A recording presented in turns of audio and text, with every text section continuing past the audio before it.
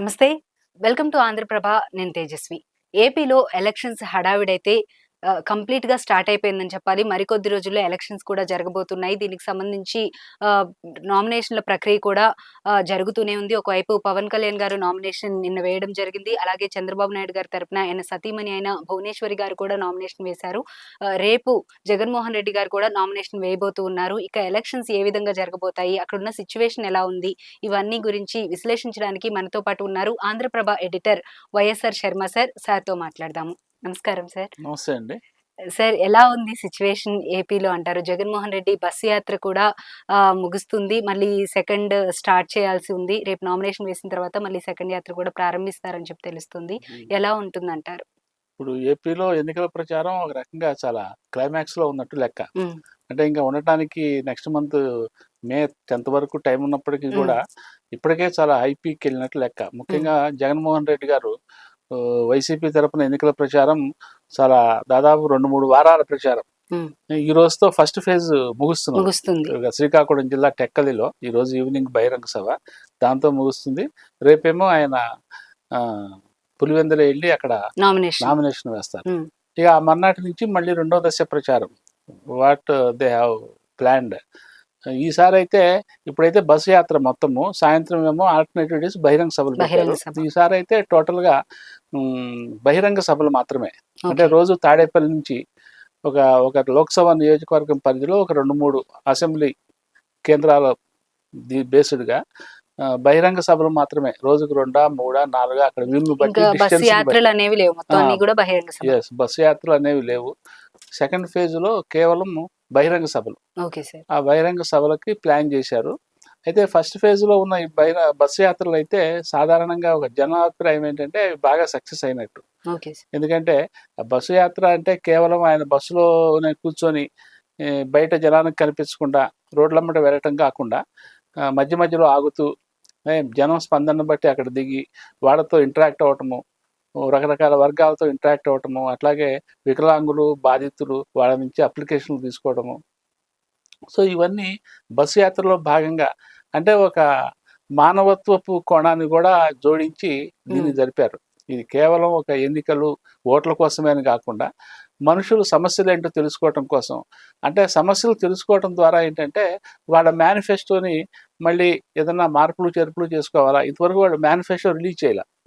అది కూడా బహుశా 2-3 రోజుల్లో మేనిఫెస్టో రిలీజ్ చేయాలి. సో ఈ మొదటి విడత వచ్చిన ప్రజల నుంచి వచ్చిన సమస్యలు, వాళ్ళ విన్నపాలు, లేకపోతే వాళ్ళ సలహాలు, వాటన్నిటిది క్రోడీకరించి ప్రస్తుతం అది జరుగుతున్నది ఒక వంక. సో మేనిఫెస్టో రూపకల్పనలో ఇది కూడా ఒక భాగంగా వాడు దీన్ని ఇచ్చేశారనమాట. సో మొత్తం మీద ఫస్ట్ ఫేజ్ అయితే ఒక రకంగా సక్సెస్ అయినట్టే వైసీపీ వాళ్ళు భావిస్తున్నారు. నిజానికి ఈ బస్సు యాత్రకు వచ్చేసరికి జనం స్పందన కూడా చాలా బాగానే మనకు రోజు వస్తున్న ఫోటోలను బట్టి, లైవ్ టెలికాస్ట్లను బట్టి కూడా అది కేవలం ఒక యాంత్రికంగా ఒక మెకానికల్ టూర్ లాగా కాకుండా దాని ఒక ఎన్నికల ప్రచారానికి అనుగుణంగా వైసీపీ పార్టీని జనం దగ్గరికి ఎట్లా తీసుకెళ్ళాలి, 5 ఏళ్ల తర్వాత జరుగుతున్న కార్యక్రమం కాబట్టి అనే ఉద్దేశంతో దాన్ని వాళ్ళు రూపొందించారు. ఆ విషయంలో వైసీపీ సక్సెస్ అయినట్టే మనం భావించాలి. ఇక రేపు వచ్చేసరికి ఆయన నామినేషన్ వేయాలి. నామినేషన్ వేసిన తర్వాత మళ్ళీ ఎల్లుండి నుంచి రెండో దశ బహిరంగ సభలు. అయితే ఈసారి ఇదేమో వన్స్ స్టార్టెడ్ అక్కడ తాడేపల్లిలో స్టార్ట్ అయితే ఇక కంటిన్యూగా జర్నీ సాగింది, టెక్కల వరకు వచ్చేసింది. ఏమండి, అయితే మధ్యలో రాయి దాడితో ఒక రోజు ఆ సాయంత్రానికి గ్యాప్ కూడా రాలేదు. ఆ నైట్ రిమైనింగ్ టూర్ కూడా ఆయన కంటిన్యూ చేసి ఆ నైట్ బస్ చేశారు. నెక్స్ట్ డే కొంచెం రష్ తీసుకున్నట్టున్నారు, దాన్ని అట్లా కంటిన్యూ చేశారు. ఇది బ్యాక్ టు పెరియడ్ లేకుండా. అయితే ఈ బస్సు ఇప్పుడు ఉన్న బహిరంగ సభలు సెకండ్ ఫేజ్ ఏంటంటే రోజు తాడేపల్లి నుంచే బయలుదేరి వెళ్ళటం. పొద్దున్నే తాడేపల్లి మళ్ళీ సాయంత్రానికి బ్యాక్ టు పెవిలియన్ తాడేపల్లికి వెళ్ళిపోవటం. ఒక మరీ అనివార్యమైన పరిస్థితుల్లో అక్కడ ఏదైనా అవసరం అయితే తప్ప అక్కడ నైట్ స్టే, లేకపోతే రోజు క్యాపిటల్ తాడేపల్లి వచ్చేసేయటం అని అట్లా ప్లాన్ చేశారు. కొంచెం అటు ఇటుగా ప్రాక్టికల్లో ఏదైనా సవరణలు జరిగితే జరగచ్చు.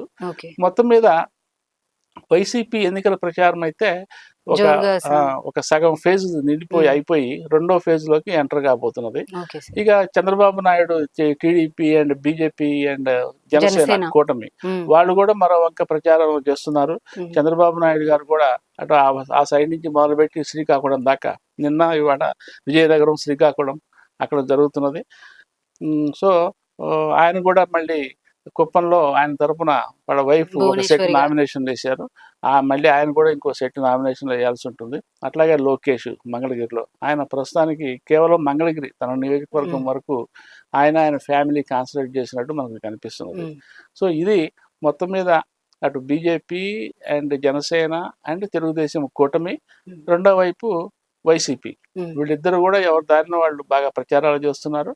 సో ప్రచారం అయితే ఎందుకంటే ఈ నామినేషన్స్ వ్యవహారం ఇప్పటిదాకా కొంచెం నడిచింది కాబట్టి ఉమ్, ప్రచారంలో మధ్య మధ్యలో అక్కడక్కడ వీటి వ్యవహారం మీద కూడా వాళ్ళు కాన్సన్ట్రేట్ చేయాల్సిన పరిస్థితి. ఉమ్, అయితే వన్స్ ఈ నామినేషన్ కూడా ఈ నెలాఖరికి అయిపోతుంది. ఉమ్, నామినేషన్ స్క్రూటినీ ఉమ్, ఒక డెడ్ లైన్ అయిపోతుంది, 2 స్క్రూటినీ అయిపోతుంది, విత్ ట్రయల్స్.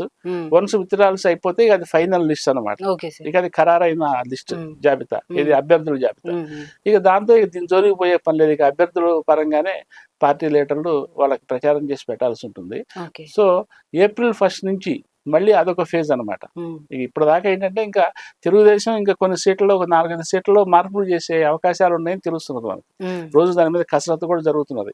క్షేత్రస్థాయిలో బీజేపీకి, తెలుగుదేశానికి, అట్లాగే బీజేపీ జనసేన, జనసేన, అట్లాగే జనసేన తెలుగుదేశం తెలుగుదేశం. ఎక్కడికక్కడ కొంచెం అక్కడ నడుస్తున్నది వ్యవహారం.